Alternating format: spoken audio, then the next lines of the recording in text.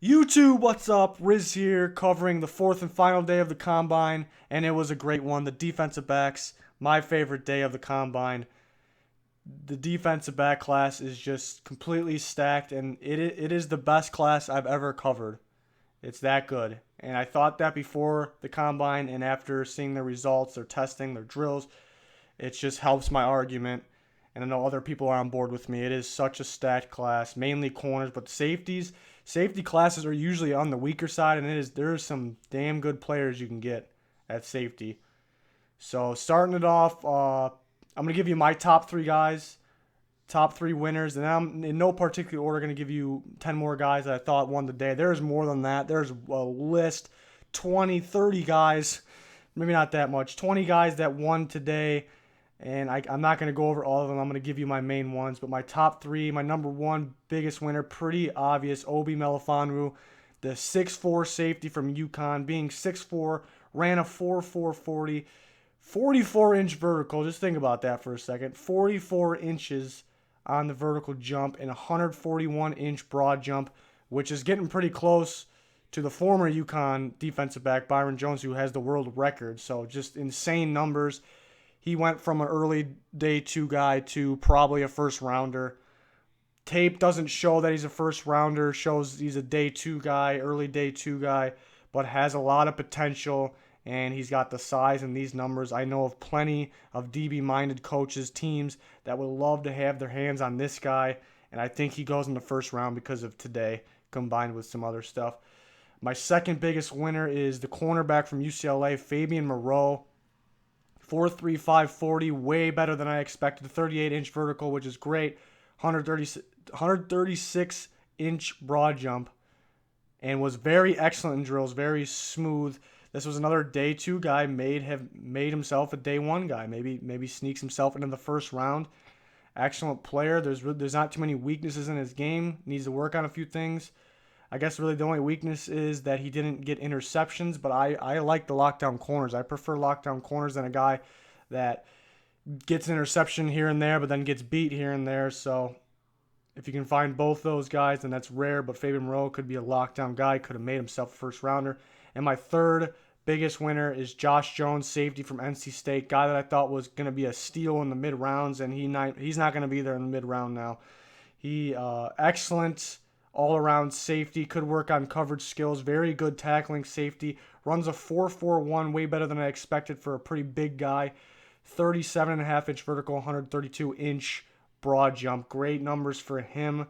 He's definitely on the rise, could be a day two guy very easily. If not, will be one of the first picks in the next day. Maybe that would be fourth round.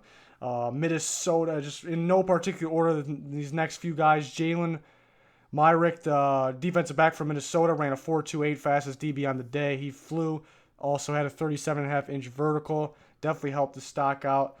Marshawn Latimer, which is known as the number one corner for most people. He's my number two as of now. Things could change. But the Ohio State corner with very good numbers to help his cause. 4.36 40, 38.5-inch vertical, 132-inch broad jump. All great numbers for a top corner. Did hurt his hamstring, and he's had hamstring injuries in the past, so that may be a negative coming out of today.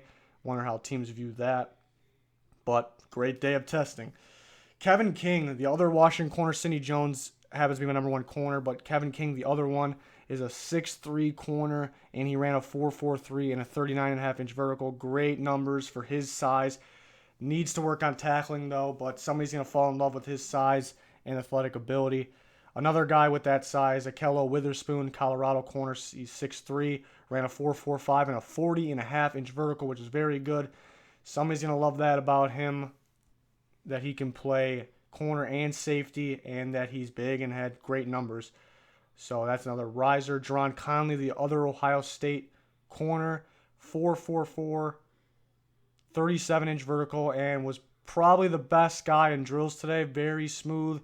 Hips look good, opening up the hips, no tightness, which a lot of guys kind of had. I'm not worried about too much for some of those guys, though. So Jerron Conley, big winner. I had him in the first round, but later in the first round thought early second was possible. I think he's a first round lock now. I think he can go mid first round. The order of these corners coming off the board is going to be very interesting. They can come in any order. I heard a team say there was 8 to 10 guys that they're fine with. Like they basically they're saying they have pretty much an equal grade. I mean, some guys are higher than other guys, but for 8 to 10 corners, they have a similar grade. That's never happened before. Never. That's just insane. So another guy that I really like, I think is underrated, Budda Baker, the safety from Washington. He is not considered a first rounder because of his size. And with that size, usually those guys don't run the best 40. They have good quickness, but he ran a 4.45, which is very impressive for him. His tape speaks for itself. I have him graded as a first rounder because of his tape, which is the most important thing. He may have helped himself with that 4.45. Marcus Williams, another safety from Utah. Didn't like his 40 too much, 4.56. It's not bad. That 4.56 is still fast. Not bad. Didn't hurt himself with that 40. Wish it was a little better, but 43.5-inch vertical, which is when somebody has a 43.5-inch vertical and what didn't win the day with that vertical because Obi Melifonwu had 44. That's pretty ridiculous because 43.5 is insane for Marcus Williams. 129-inch broad jump, so good day testing for him. I view him as an early second-round safety. He could another guy that can sneak into the first, just like Melifonwu, Moreau, and Budda Baker. This guy can find himself in the first round. I see a fit. I don't know why, but I see a fit with the Patriots, and they have the last pick in the first round, so that could be an option there for them. Possibly could need defensive backs. We'll see.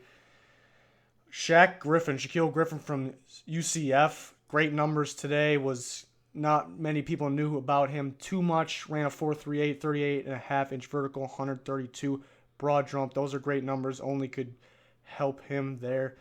And a guy that I kind of thought was a loser on the day. I love his tape though. Tease Tabor from Florida ran a 4.62. Was hoping lower 4.5s and a 31-inch vertical, which is, I mean, it's not a bad vertical, not a good vertical, but compared to the other DBs, it's a bad vertical. I think he could have done better. So a guy that I viewed as a possible mid to late first rounder may have. It's more that the other guys just kind of were so tested so well that they might have jumped him rather than he might have fell behind them, if that makes sense. But I think he could have done better to help himself. Could be an early day 2 guy, but I mean even getting him, and you're gonna start in corner in the second round. He at worst can start at nickel for you. So I think somebody may fall in love with his tape. He can easily go first round. He has the talent. So I have a wild card loser of today. Jabrill Peppers worked out yesterday with the linebackers. Jabrill Peppers said he's a safety. Guys view him as a safety because he's too small for linebacker and he has the speed and athleticism for safety.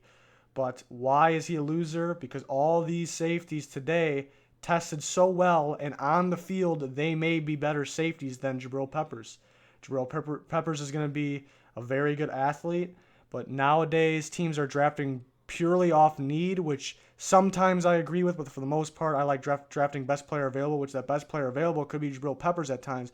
But if a team needs a safety, they're going to go and take that Budda Baker or Marcus Williams, who played safety, have so many reps at safety, and did a better job locking down guys at safety. So it's going to be interesting. It's going to be Jabrill Peppers is probably the most interesting guy of this draft. He can go anywhere. He can go early first round. I don't think he does. He can go mid first round to early second. It's going to be interesting. If somebody's drafting best player available and they're like, hey, I don't know what position we need really, let's just get an athlete that can come in here and help us right away, then Jabrill Peppers. But if a team's, like I said, we need a safety bad. We want this guy that we know that can play safety. An example, Marcus Williams. So let's take him at the end of the first round. So it's going to be very, very interesting with Jabrill Peppers. He had a great workout though, so he wasn't a loser in his workout and drill. Looked very smooth in drills. So just today, that's kind of a wild card loser because some of these safeties may have jumped him just off the safety category. Forget everything else. Dory Jackson, another guy, straight off the corner category, which I think he has potential to be a good corner.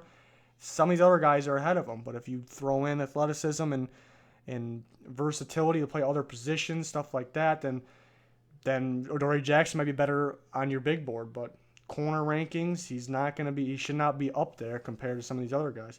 But Dory Jackson had a solid day as well too. Other news, something else that I heard, Jamal Adams is viewed as one of the safer picks. He didn't have like a great day. He didn't have a bad day. Average, where you kind of expect him to be. His tape speaks for itself. He's an excellent football player. I have him as my number 2 overall player in the draft, actually, and teams view him as safe. He's not going to be a bust. I see Pro Bowl potential pretty early in his draft, in his career, sorry. So Jamal Adams, safe pick, great player, obviously. That's some DB class we got. Can't wait for that. Can't wait to see the order of which they come off in the draft. It's gonna be interesting. There's gonna be some surprises, but all these guys are so closely graded that, I mean, it can go in any order. But more draft coverage, a lot of draft coverage coming up on our channel. So stay tuned for that. Gonna get a mock draft out by Wednesday, hoping to get it out tomorrow. I'm planning for it tomorrow. Brand new updated mock draft, post combine, 2-round mock draft. So stay tuned for that and more coverage. Follow us on Twitter, frogs_angels, tweeting out all kinds of stuff on there. That'll do it for this video. Please like and subscribe if you enjoyed. Goodbye.